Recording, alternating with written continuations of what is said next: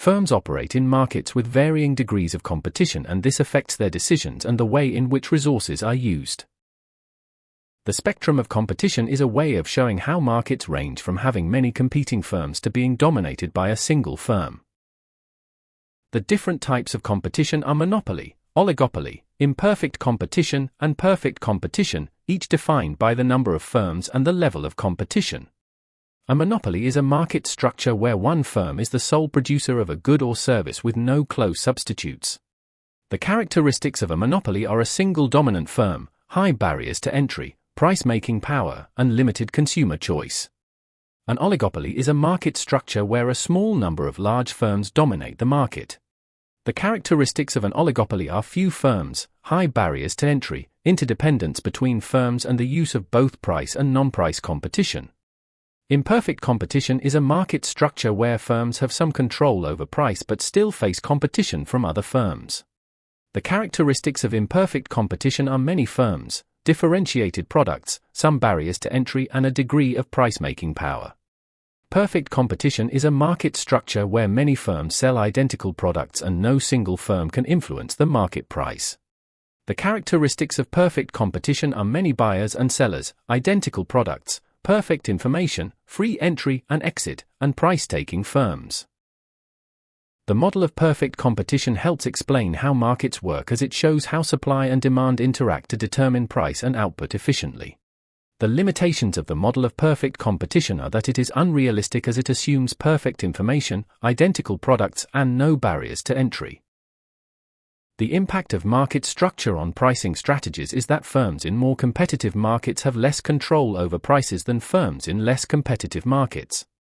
The impact of market structure on customers is that higher competition generally leads to lower prices, better quality, and more choice. Non-price competition is competition between firms based on factors other than price, such as branding, quality, advertising, and customer service. A barrier to entry is any obstacle that makes it difficult or costly for new firms to enter a market. Contestability of a market is the extent to which firms can freely enter and leave a market without significant costs. Ease of entry is the degree to which new firms are able to start competing in a market quickly and cheaply. The different barriers to entry are product differentiation, branding, startup costs, intellectual property rights, and research and development and technology change. Product differentiation restricts entry into a market by making existing products appear unique, reducing the appeal of new competitors. Branding restricts entry into a market by creating strong customer loyalty that new firms find difficult to overcome. Startup costs restrict entry into a market by requiring large amounts of initial capital that many potential entrants cannot afford. Intellectual property rights restrict entry into a market by legally preventing other firms from using protected ideas, designs, or processes. Research and development and technology change restrict entry into a market by requiring advanced knowledge and high investment to compete effectively. The impact of barriers to entry on market structure is that they reduce competition and allow dominant firms to maintain market power. Economies of scale are cost advantages gained by firms as output increases and average costs fall. The impact of economies of scale on cost and price is that larger firms can produce at lower costs and charge lower prices than smaller rivals. Economies of scale affect barriers to entry, as large firms' lower costs make it difficult for new entrants to compete effectively. An oligopoly is a market structure where a small number of large firms dominate the market. Competition in an oligopoly is characterized by interdependence between firms and price stability due to firms avoiding price wars. Concentration ratios are measures that show the percentage of total market share held by the largest firms in a market. Concentration ratios are calculated by adding together the market shares of the largest firms in a market. The concentration ratio of a monopoly is 100%, as a single firm controls the entire market. The concentration ratio of an oligopoly is high, usually above 40%, as a few firms hold most of the market share. The concentration ratio of imperfect competition is moderate, as market share is spread across many firms with some dominance. The concentration ratio of perfect competition is low, as no single firm has a significant share of the market. A tacit agreement is an informal understanding between firms to avoid competitive behavior without any formal arrangement. These are found in oligopoly markets as firms recognize their mutual dependence and prefer stable prices and profits. Price discrimination is the practice of charging different prices to different consumers for the same product. This is found in oligopoly markets as firms have market power and can segment consumers based on willingness to pay. Business objectives are affected by costs, revenues, market conditions, competition, and the aims of the owners. Pricing decisions are affected by costs of production, level of demand, competition, and the objectives of the business.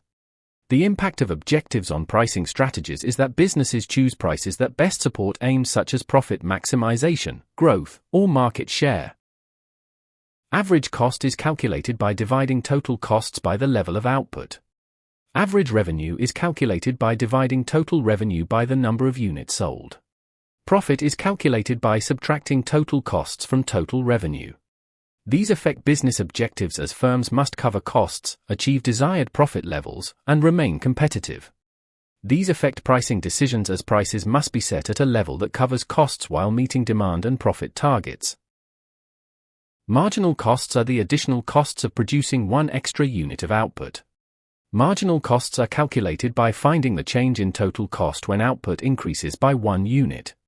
Marginal revenue is the additional revenue gained from selling one extra unit of output.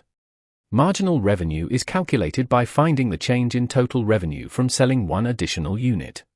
Marginal costs and revenue affect business objectives as firms aim to maximize profit where marginal revenue equals marginal cost. They affect pricing decisions as firms consider whether producing and selling extra units will increase overall profit. Contribution is the amount each unit sold adds towards covering fixed costs and profit. Contribution is calculated by subtracting variable costs per unit from the selling price. The link between marginal costs, marginal revenue, and contribution is that all help firms assess the profitability of producing additional units. Productive efficiency is achieved when goods and services are produced at the lowest possible cost. Allocative efficiency is achieved when resources are allocated to produce the goods and services most wanted by consumers. The difference between productive efficiency and allocative efficiency is that productive efficiency focuses on minimizing costs, while allocative efficiency focuses on meeting consumer preferences. The significance of the margin is that decisions are made by weighing opportunity costs and trade-offs, helping achieve allocative efficiency. Improving technology can increase productivity by enabling firms to produce more output with the same amount of resources. Improving human capital using training and education can increase productivity by increasing workers' skills, efficiency, and adaptability. Improving the quality of management can increase productivity by improving organization, decision-making, and the efficient use of resources. The structure of production in an economy refers to how resources are organized across different industries and firms. The pattern of consumer preferences is the way consumer demand is distributed across different goods and services. The structure of production can be matched to the pattern of consumer preferences by firms responding to price signals and changes in demand. How markets interact with one another is shown by changes in one market affecting supply and demand in related markets. This affects productive and allocative efficiency as resources shift towards their most efficient and valued uses. Thank you for watching this video on competition and market power. I'll see you in the next one.